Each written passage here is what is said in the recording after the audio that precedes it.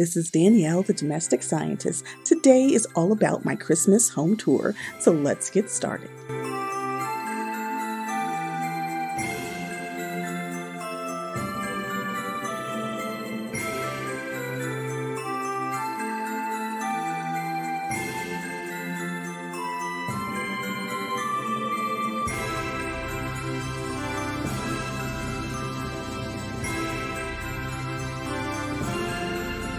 So I wanted to start the home tour in my home office. This is the most utilized area of my home, and so I want to make sure that it is very beautiful and also very minimal because I don't want to be distracted with a lot of decor when I am working. So when it comes to my bookshelf, I wanted to keep it very unisex and of course very professional because it is the backdrop for a lot of video conference calls. I styled it with two neoclassic urns, and I found these at some furniture consignment stores earlier this year, and those are very restoration hardware inspired. Now on the shelf above it, I have a very simple brown pedestal bowl. Now that particular piece is so classic and so traditional, and I have used it several times around my home this year, in particular for my restoration hardware living room makeover.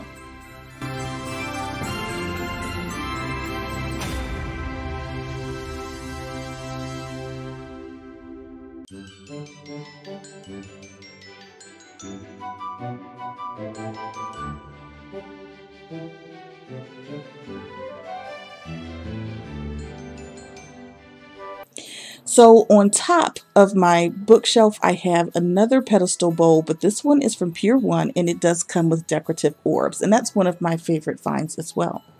But when it came to styling my desk, I wanted to do like a Christmas themed vignette, but I don't want to cut too much into the work area. So I decided to go with a very vintage feel because of course you'll see that it kind of goes with the rest of my home. Now I did a vintage tablescape earlier this season, and I did use my oil lamp and chamberstick in those videos as well.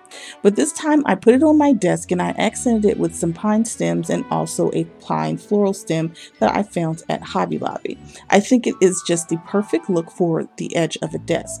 Now when you look at movies like A Christmas Carol, you'll often see people working at their desk, of course using an oil lamp or chamber stick as lighting, so I thought it would be perfect for the home office. Now what I like is that because I'm using my vintage sled in the doorway, that when you're looking from the desk into the dining room, you do kind of get that vintage vibe, and it starts to create a very cohesive look.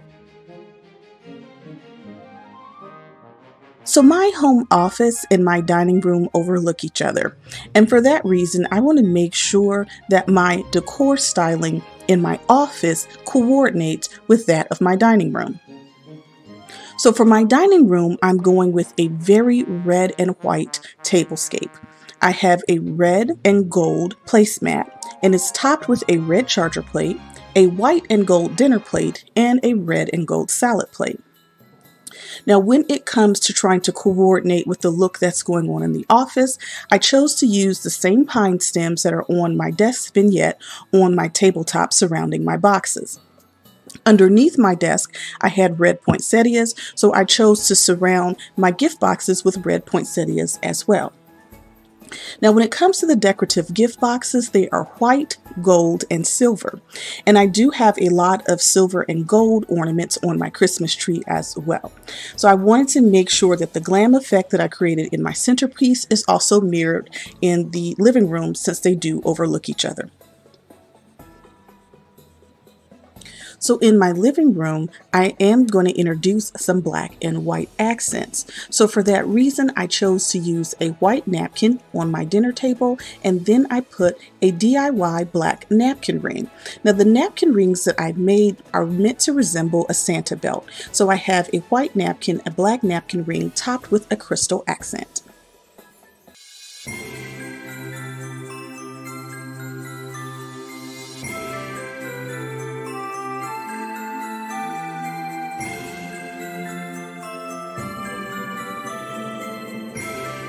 So now let's take a look at my Wetbar. Now my Wetbar is in the back of my living room, and it opens up into the living room. So I think it's very important to have this area styled with the same red and green traditional colors that I've been using throughout the other rooms. Now on either side of this bar, I'm bringing in wood elements, and on either side of the lantern, I'm bringing in some silver elements. I've got a healthy amount of greenery and of course a few red and gold poinsettias. Now if you follow my channel, you'll know that I've already posted a bar decorate with me video where I go into all the detail about which pieces I'm using and where I procured them from. However, if you have already seen that video, you might notice that I've changed some things around a little bit, and yes, I did. And actually, I'm going to continue to shift some things around throughout the duration of this video as well. Just full disclaimer, so keep your eyes peeled for those little changes here and there. I think the most important thing for this area is that it looks really nice and festive, and that it complements the living room, the dining room, and the office.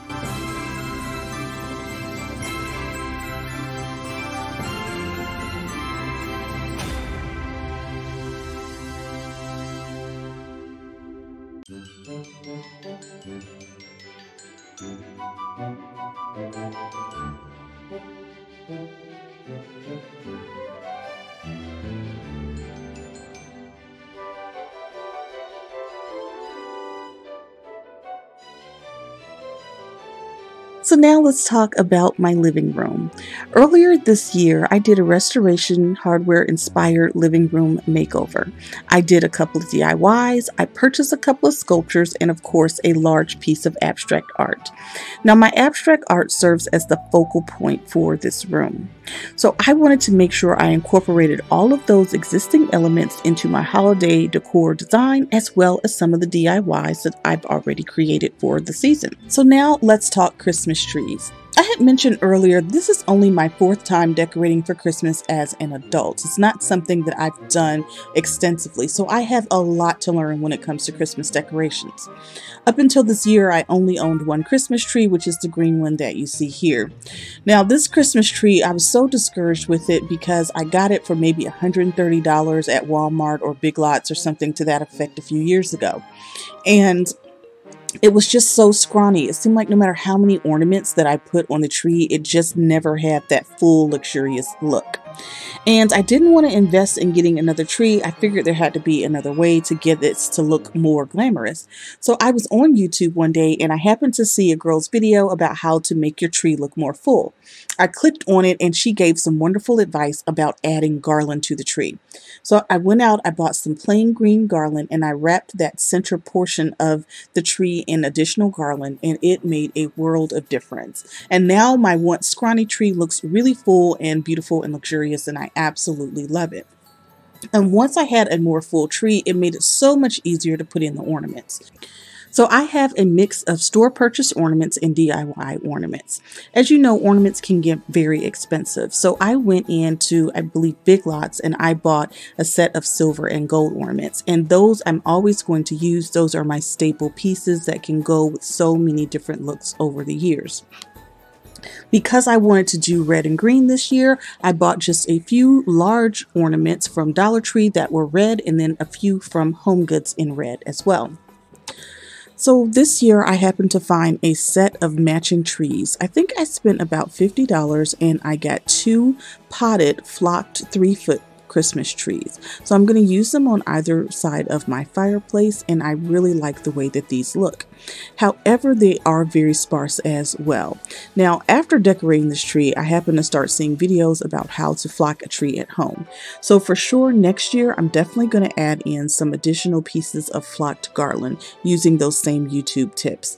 But in the meantime, I made my tree feel a lot more full by adding this black and white striped ribbon.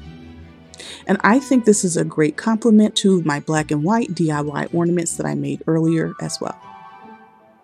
So I added in just a few more touches to make my living room look more complete and more cohesive. So I topped each of my trees with the same red and gold poinsettia that I've used on my dining table and also in my Wetbar. When it comes to my fireplace, I added in some stockings on either side of the tree just to make it look more cozy.